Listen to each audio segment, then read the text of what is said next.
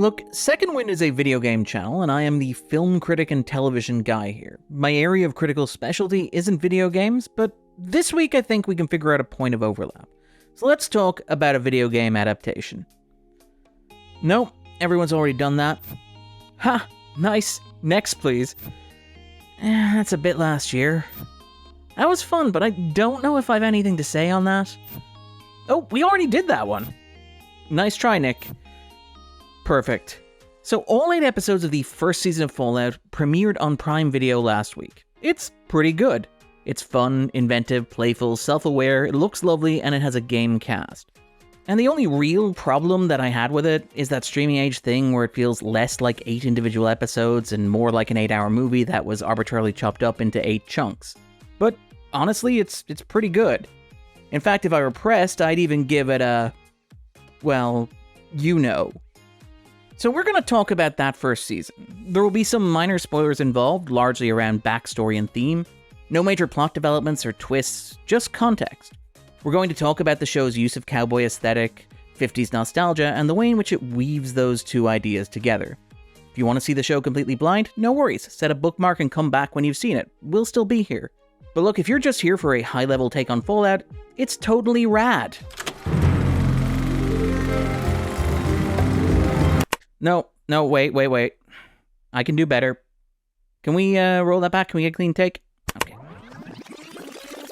No worries, set a bookmark and come back when you've seen it. We'll still be here. But look, if you want a high-level take on Fallout, it's a blast.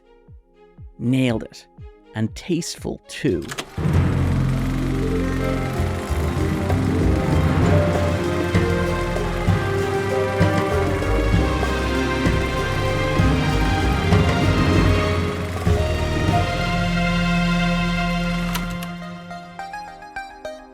Fallout is in many ways a post-apocalyptic western.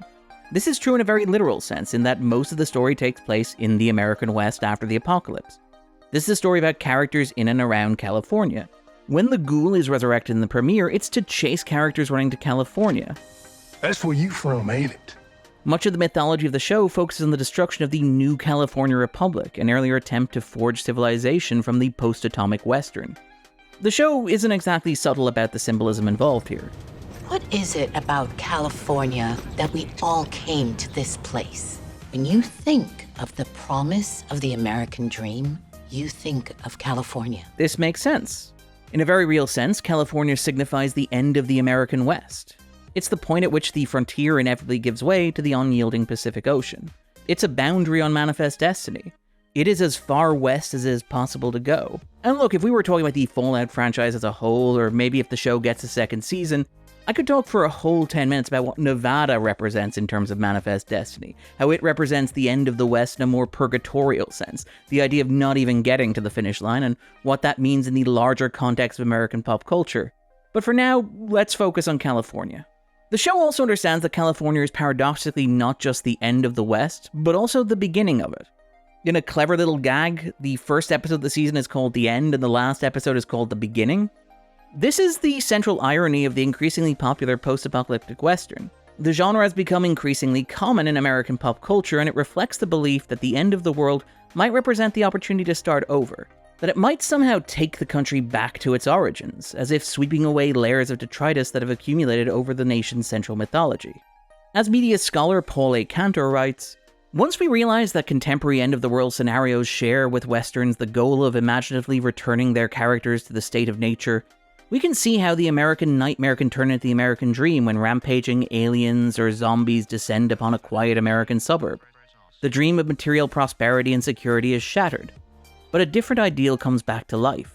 The all-American ideal of rugged individualism, the spirit of freedom, independence, and self-reliance." Fallout plays with this idea. It's probably not a surprise given that the show was initially developed by Jonathan Nolan and Lisa Joy, who previously created and show-ran Westworld. That series dabbled in similar ideas, juxtaposing the narratives of an imagined frontier past with the nightmarish realities of late capitalism to explore the American character. Fallout does something similar, populating its atomic desert wasteland with gunslingers, predators, and even snake oil salesmen. That said, what's interesting about Fallout is that it understands the modern conception of the Western isn't a historical genre, but instead a narrative that was largely refined in the middle of the 20th century. To be clear, the Western genre is almost as old as the medium of cinema itself. It's entirely possible to imagine actual literal cowboys sitting in the cinema to watch Kidnapping by Indians or The Great Train Robbery. The genre was also reasonably popular in the 20s and 30s, but it really exploded in the post-war era.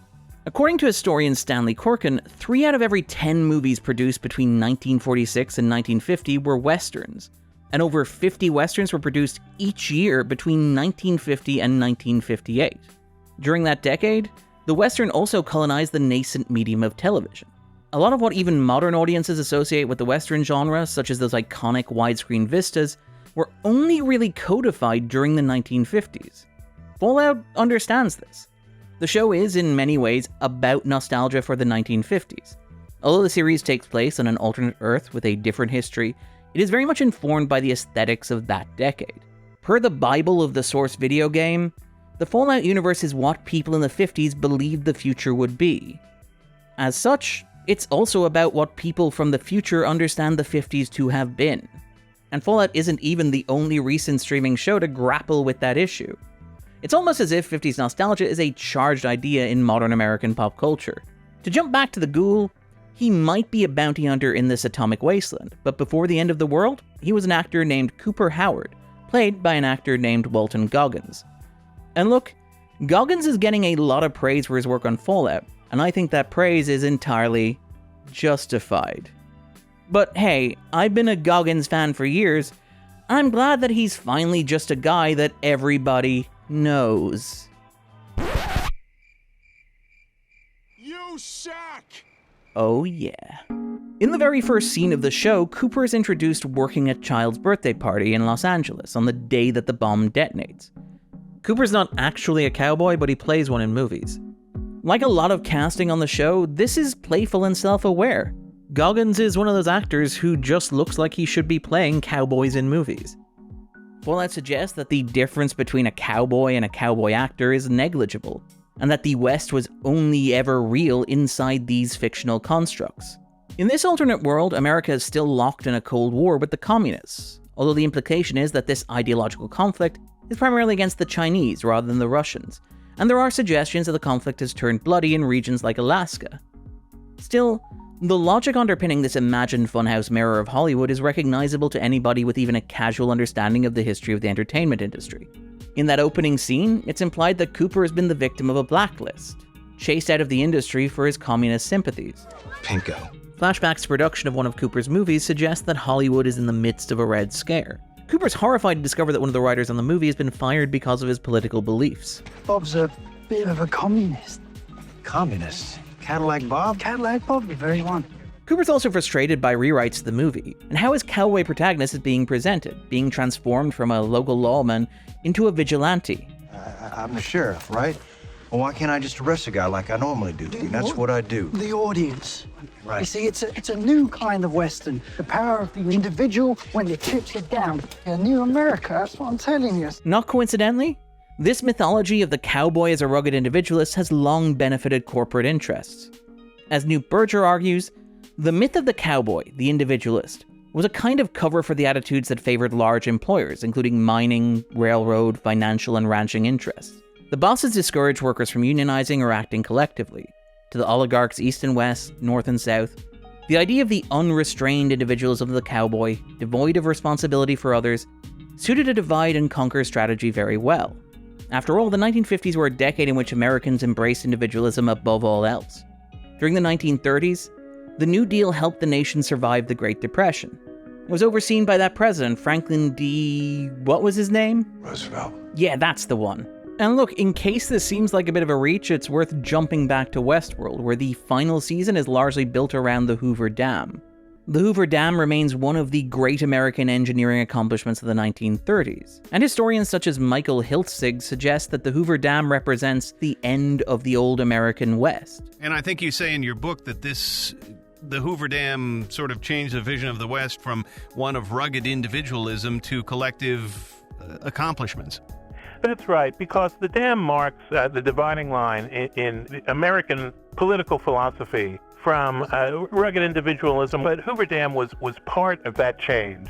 because it was a government program. Now, it was one of the first major public works programs in the federal budget that was designed both to put people to work and also to solve a local or regional problem. And it was a model that didn't really exist in the 1920s or earlier. That spirit of solidarity and collectivism continued into the 1940s, where facing a generation-defining war, the country came together in solidarity. However, in the aftermath of the Second World War, the Red Scare provided a nice pretext for dismantling this notion of collective action and patriotic solidarity in favor of rugged individualism. I hope you like the taste of lead, you commie son of a bitch. The 1950s were the decade of Ayn Rand, who argued of the individual that his highest moral purpose is the achievement of his own happiness, and that he must not force other people, nor accept their right to force him, that each man must live as an end in himself and follow his own rational self-interest. Rand's Atlas Shrugged would spend 22 weeks on the New York Times bestseller list between 1957 and 1958. Rand was describing her ideal vision of America, but she was also speaking to the cowboy archetype that was being remolded in real time. Ironically, while this idea of individualism was used to attack the idea of organization among the working class, it was also weaponized by larger corporations. Cowboys became marketing gimmicks, most iconically the Marlboro Man. And did the campaign work? It worked brilliantly. It became the largest selling cigarette in the United States and eventually the largest in the world. It's one of the most successful advertising campaigns of all time. As historian Eric Hobsbawm notes, cowboys did not become a serious medium for selling things until the 1960s. Hobsbawm also notes, the real invented tradition of the West as a mass phenomenon that dominates American policy is the product of the eras of Kennedy, Johnson, Nixon, and Reagan. Reagan is a great example here to bring us back to Fallout. Ronald Reagan, the actor? Much like Cooper Howard, Reagan rose to prominence as a cowboy actor during the 1950s. However, Reagan also served as a spokesperson for General Electric, selling their homes of the future to the American public. During the 1950s, while the cowboy served as an icon of masculine individualism, he was also thoroughly domesticated. In Fallout, Cooper becomes a spokesperson for Vault-Tec, a salesman for their bunkers designed to survive the nuclear apocalypse. The show isn't exactly subtle here, employing much of the same language and imagery of Reagan's advertisements for General Electric. Once again, Fallout is playing with Goggins' screen persona, having previously played the Ford cowboy salesman John Bronco in the mockumentary of the same name. This is the real revolution that's taking place in Cooper's Hollywood, as large faceless corporations consolidate the industry around him. Cooper's friends all recognize what is happening, such as fellow actor Sebastian Leslie. Listen to me. Hollywood is the past. Forget Hollywood. The future, my friend, is products. You're a product, I'm a product. The end of the world is a product. And look, if you're asking me, I think that's a very wise take. While Leslie has resigned himself to this reality of a changing Hollywood, selling his likeness rights and voice for a quick buck, Cooper's old service buddy Charlie is more suspicious about the implications. So the US government has outsourced the survival of the human race to Vault-Tec. Vault-Tec is a private corporation. That's called capitalism, Charlie. And what happens when the cattle ranchers have more power than the sheriff? The whole town burns down. The whole town burns down. While Fallout positions this ideological shift in the context of the 1950s, it resonates outside that context. Cooper's Hollywood anxieties speak to a modern industry in which studios are constantly being swallowed and regurgitated by faceless conglomerates. Private corporations have stepped into roles previously occupied by the state, such as space travel or prison services. Indeed, philosophers even argue that the world is heading towards a sort of techno-feudalism. Incidentally, this brings us to the Brotherhood of Steel, a literally techno-feudalist society that adopts the language of medieval quests in their attempts to impose order on the wasteland.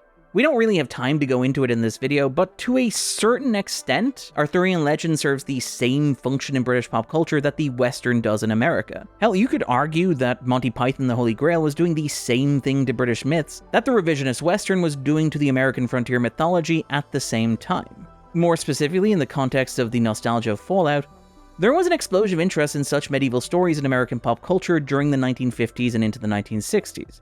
The point that the John F. Kennedy administration came to be known as Camelot, based largely on Kennedy's fondness for the musical of the same name. And in case you're worried that this is a spurious connection, that also gets a call out in Fallout. Oh, that rhymes. Cool. No, today I'm here to show you a vast and wonderful place. Not made by God Almighty, but the working man. A veritable Camelot of the nuclear age. But let's get back to the Western. As with Westworld, this is the central paradox of Fallout. The myth of personal independence packaged and sold to empower corporate entities. Something about vertical integration. In the post-apocalyptic future, as the Ghoul, Cooper's internalized the harsh capitalist logic of this new world order, to the point that it's devolved into literal cannibalism. Sometimes, fella's gotta eat a fella. And over the course of this first season, Cooper's main foil is the character of Lucy McLean, played by Ella Purnell. And look, this is not the first time that Purnell's been given a truly meaty role. Lucy herself is a survivor of the Vaults, another example of the retro-futurist mythology lifted directly from the 1950s. If the Wasteland is a post-apocalyptic version of the American West, then the Vaults are, to quote critic Ed Power, a nightmare parody of picket fence 50s suburbia.